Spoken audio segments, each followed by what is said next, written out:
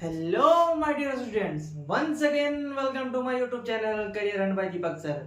तो अभी तक आप लोगों को उम्मीद है कि मजा ही आ रहा होगा।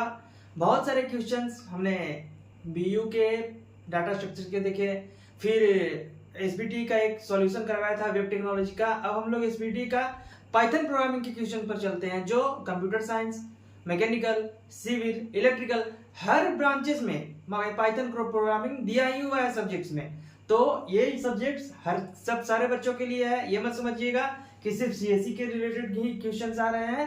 तो बने रहिए career run by Deepak sir के साथ। और देखिए, सबसे पहला क्वेश्चन यहाँ पर दिया हुआ है। ये 2024 का क्वेश्चन है। किस ब्रांच का है ये मालूम नहीं, लेकिन ये 2024 का क्वेश्चन दिया हुआ है। तो सबसे पहला क्वेश्चन है, Python has function for taking user input. देखिए, सबसे पहला आप लोगों को दिमाग में आ रहा होगा कि इनपुट और आउटपुट क्या है। तो इनपुट और आउटपुट, इनपुट का मतलब कि वो डाटा जो यूजर के द्वारा रन टाइम में जो आपको जरूरत हो वो आप ले सके, और आउटपुट जो आप स्टेटमेंट रन टाइम में या शो करवाना चाहते हैं उसको कहते हैं आउटपुट। तो देखिए, आउटपुट लेने के लिए जो यूज होता है हमारा पाइथन में, वो प्रिंट फंक्शन का यूज होता है। मान लीजिए हमको प्रिंट करवाना है दीपक, तो बस इस तरीके से लिखना होता है। और यहाँ पर सेमीकोलन का भी कोई झंझट नहीं है, जैसे अदर्स प्रोग्रामिंग लैंग्वेजेस में अगर पढ़िएगा C++ में, तो या C++ पढ़िएगा तो सी आउट का यूज होता है। जैसे ये लेस देन ब्रैकेट और ये कोट के अंदर दीपक लिखिएगा और यहाँ पर लास्ट में सेमीकोलन। सेमीकोलन का मतलब टर्मिनेट करना। फिर यहाँ पर अगर सी का बात करें तो प्रिंटफ का यूज हम लोग करते हैं, जो ब्रैकेट के अंदर बहुत लेंथी इसका होता है। इस तरीके से ये आपका हुआ आउटपुट के लिए C++ का, ये हो गया आपका सी प्रोग्रामिंग का, और ये होता है आपका पाइथन का, जो आप लोगों को जानना है। अब बात करते हैं इनपुट के लिए। तो इनपुट के लिए बाबू जो हम लोग यूज करते हैं, जैसे मान लीजिए एक ए वेरिएबल बना है, इसमें हमको कोई डाटा डालना है, किस टाइप का, इंटीजर टाइप का, तो इंटीजर ले लिए। फिर इनपुट हमको चाहिए तो इनपुट ले लिए, और उसके अंदर एक स्टेटमेंट प्रिंट करवा देते हैं, इंटर ए नंबर।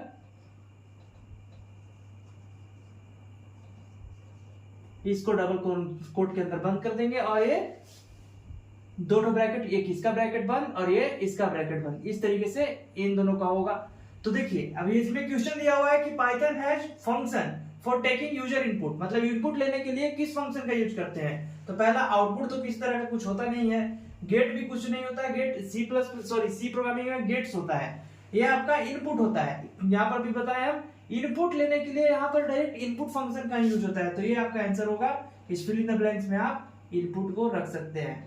तो चलते हैं नेक्स्ट क्वेश्चन की तरफ, इसका स्क्रीनशॉट ले लीजिए, फिर आगे बढ़ते हैं।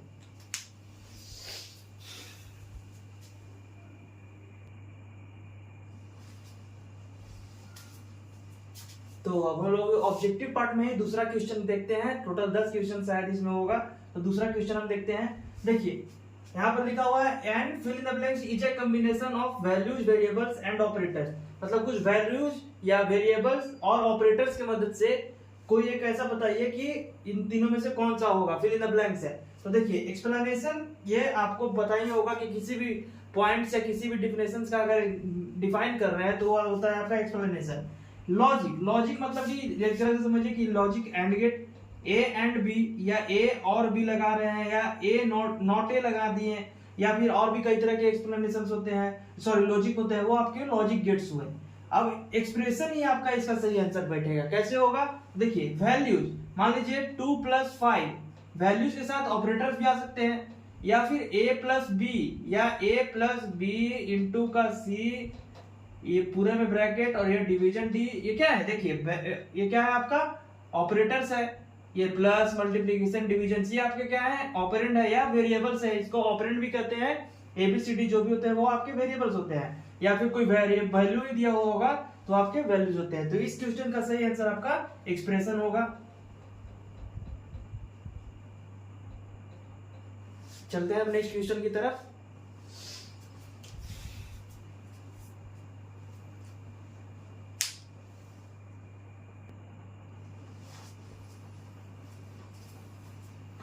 तो दो क्वेश्चन हमने देखा कि एक प्रिंटफ मतलब सॉरी इनपुट लेने के लिए कौन सा फंक्शन का यूज करते हैं, तो इनपुट का।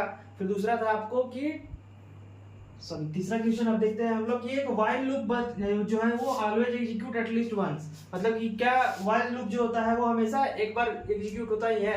देखिए पाइथन में जो आपका मेनली यूज होता है वो एक होता है फॉर लूप और एक होता है व्हाइल लूप, ठीक है। तो इन दोनों लूप के अलावा और कोई लूप होता ही नहीं है। जैसे एटलीस्ट वंस का जो बात कर रहा है ये आपका जो होता है या तो सी प्लस प्लस और जावा में होता है। कौन सा में होता है? मेनली सी और सी प्लस प्लस में। कौन सा? Do while. डू वाइल क्या कहता है कि यहाँ पर एक बार करो, मान लीजिए हमको इसको प्रिंट करवाना होगा कुछ भी,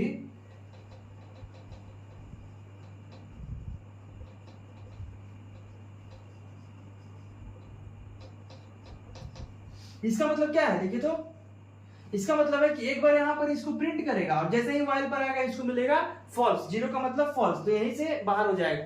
और डू वाइल का मतलब ही होता है कि होटल में गए, भर पेट खाओ, पहले औकात अपना सॉरी अपना पैसा चेक नहीं करना है कि क्या है मेरा पैसा वैसा है कि नहीं, पहले जाकर खाओ दम भर, उसके बाद देखेंगे कि प्लेट उलेट मचना है कि नहीं मचना है। लेकिन वाइल लूप बोलता है कि नहीं भाई पहले ही चेक कर लो पैसा है कि नहीं है। या फॉर लूप बोलता है कि पहले पैसा है कि नहीं है, मतलब हम कोई काम करने जा रहे हैं तो पहले अपना आपको देखेंगे ना कि हाँ ये काम हम कर सकते हैं या नहीं कर सकते हैं। वही वाइल लूप भी कहता है। वाइल लूप का मतलब ही होता है कि वो कम से कम वो तभी मतलब कि वो रन करेगा जब कंडीशन आपका सही होगा। हाँ जबरदस्ती का अगर इसको बनाना है तो अलग बात है। एक छोटा सा प्रोग्राम हम लोग, इसका तो आंसर फॉल्स होगा क्योंकि लिखा ही हुआ है कि while loop will always execute at least once, मतलब कम से कम हमेशा एक बार रन करेगा तो नहीं करेगा।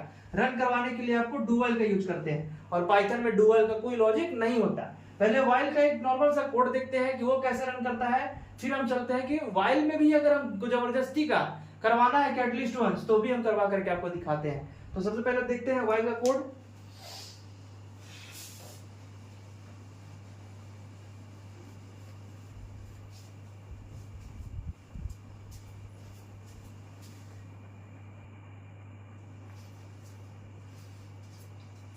तो हम लोग चलते हैं व्हाइल लूप का एक छोटा सा कोड लिखा हुआ है, इसका स्टेटमेंट चेक करते हैं कि कब तक करेगा। देखिए व्हाइल लूप कहने का मतलब ही होता है कि किसी भी काम को बार बार करवाना। जैसे लूप का मतलब कि कब तक काम करवाना, जब तक कंडीशन सही हो। तो एक स्टेटमेंट दिया हुआ रहता है हर लूप में और उसी लूप पर जैसे यहाँ पर लिखा हुआ है i इक्वल्स टू 2, तो i का वैल्यू यहाँ पर बाबू 2 ले लिया है और क्या बोल रहा है कि कब तक वैल्यू प्रिंट कराना है, जब तक कि 20 मतलब 20 के बराबर या उससे कम नहीं हो। तो सबसे पहले कंडीशन चेक करेंगे कि क्या 2 जो है वो 20 के इक्वल या उससे छोटा है, तो 2 जो होता है 20 से छोटा है, तो क्या करेंगे प्रिंट करो i का वैल्यू। तो प्रिंट कर दिया i का वैल्यू 2 और यहाँ पर देखिए i प्लस इक्वल्स 2 का मतलब होता है i equals to i plus 2। तो i का वैल्यू पहले कितना था 2 और प्लस 2 करेंगे तो कितना होगा 4 होगा ना बाबू। तो अब फिर से जाएंगे यहाँ पर कंडीशन चेक करेंगे क्या जो मेरा 4 है वो लेस देन या उसके बराबर है 20 के, बताइए। 4 तो मेरा एग्जैक्टली है वो मेरा 20 से बराबर, सॉरी 20 से छोटा। तो क्या करेंगे यहाँ पर प्रिंट करवाएंगे i का वैल्यू। अब i का वैल्यू क्या हो गया है 4, तो 2 के बाद अब प्रिंट करेगा 4, एक स्पेस ले लेकर। फिर मान लीजिए हमको और आगे करवाना है, जब तक ये कंडीशन गलत नहीं होगा तब तक ये पूरा करेगा। और आगे की तरफ चलते हैं, i का वैल्यू यहाँ से इंक्रीज करेगा, कितना कर देगा 4 प्लस 2। देखिए i equals to i plus 2, i का वैल्यू क्या हो गया था 4 प्लस 2 करेंगे तो 6, क्या 6 जो है 20 से छोटा है, अभी भी सही है। तो यहाँ पर प्रिंट कर दो i का वैल्यू, तो i का वैल्यू मेरा है 6। फिर से i का वैल्यू इंक्रीज करेंगे, 6 प्लस 2 कितना हो जाएगा बाबू 8। तो यहाँ पर फिर से चेक करेंगे क्या जो 8 है वो 20 से छोटा है उसके बराबर है, तो छोटा ही है, तो मतलब अभी भी सही है। तो फिर से प्रिंट करेंगे।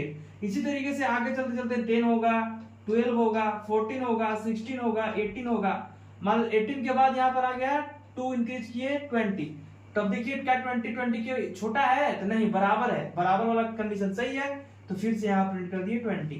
अब फिर से यहाँ पर इंक्रीमेंट करेगा एक बार, फिर से 20 प्लस 2 22, चेक करेगा कि क्या वाइल का जो कंडीशन है वो अभी भी सही है। तो 22 जो होता है वो 20 से बड़ा होता है, ना कि उसके बराबर है ना ही उससे छोटा है, तो यहाँ पर बाहर आ जाएगा और ये आपका टोटल का टोटल आउटपुट दे देगा। ठीक है, अब आगे की तरफ चलते हैं और नेक्स्ट क्वेश्चन की तरफ देखते हैं।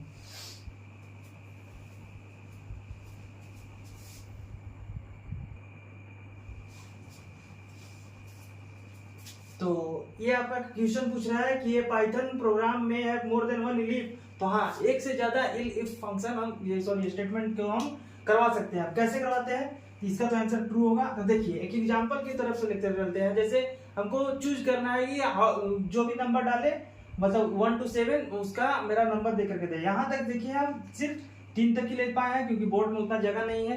देखिए अगर चाहे एक एक करके देखते हैं। पहले डे, यहाँ पर हम इनपुट ले रहे हैं अपना कोई भी डे का जो नंबर आपको चाहिए। मान लीजिए 1 देंगे तो मंडे देगा, 2 देंगे तो ट्यूसडे देगा, 3 देंगे तो वेडनेसडे देगा, और 7 से आगे अगर हम जाएंगे तो इनवैलिड देगा। अब कैसे देगा तो देखिए सबसे पहले आप यहाँ पर चूज किए, मान लीजिए यहाँ पर एंटर किए 1।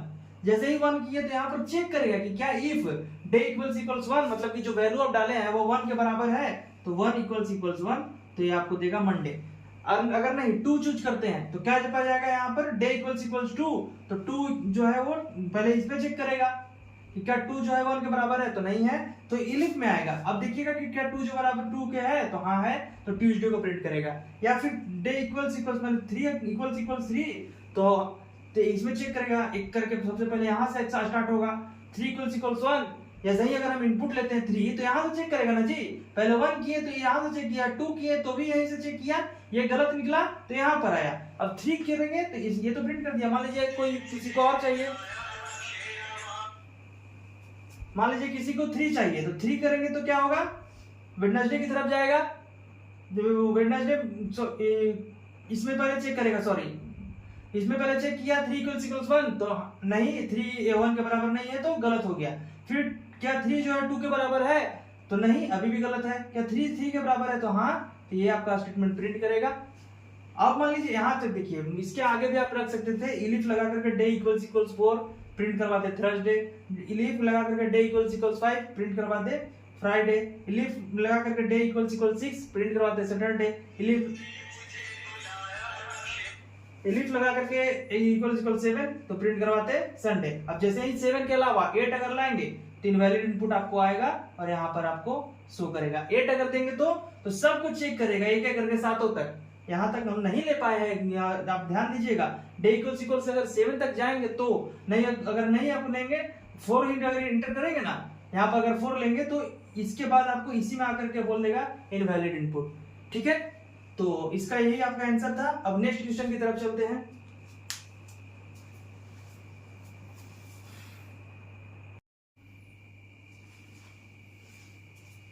तो अब तक हम लोगों ने 4 ऑब्जेक्टिव देख लिया है। 5वां ऑब्जेक्टिव का क्वेश्चन ये है, देखिए सारा का सारा जो तीनों ऑप्शन दिया हुआ है आपको फंक्शन से रिलेटेड ही है।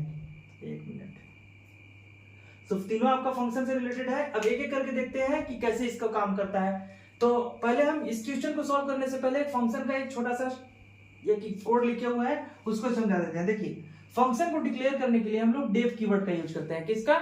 डेफ कीवर्ड का। और जो फंक्शन का नेम देना है वो दीजिए।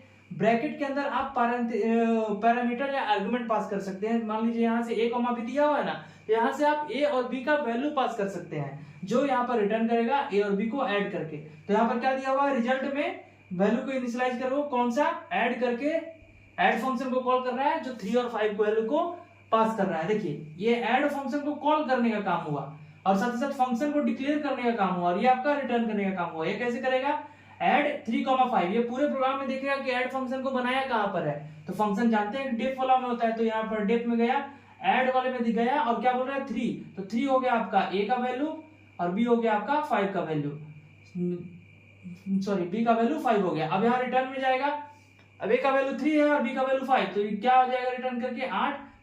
यहाँ पर आपको रिटर्न करके रिजल्ट में आएगा 8 जो प्रिंट करेगा सम इक्वल्स टू 8। आपका आंसर आएगा यहाँ पर आउटपुट में सम इक्वल्स टू 8। अब देखिए क्योंकि फंक्शन को डिक्लेयर करने के लिए डेफ का कीवर्ड का यूज करते हैं, तो यहाँ पर लिखा हुआ है what keyword is used to define a function.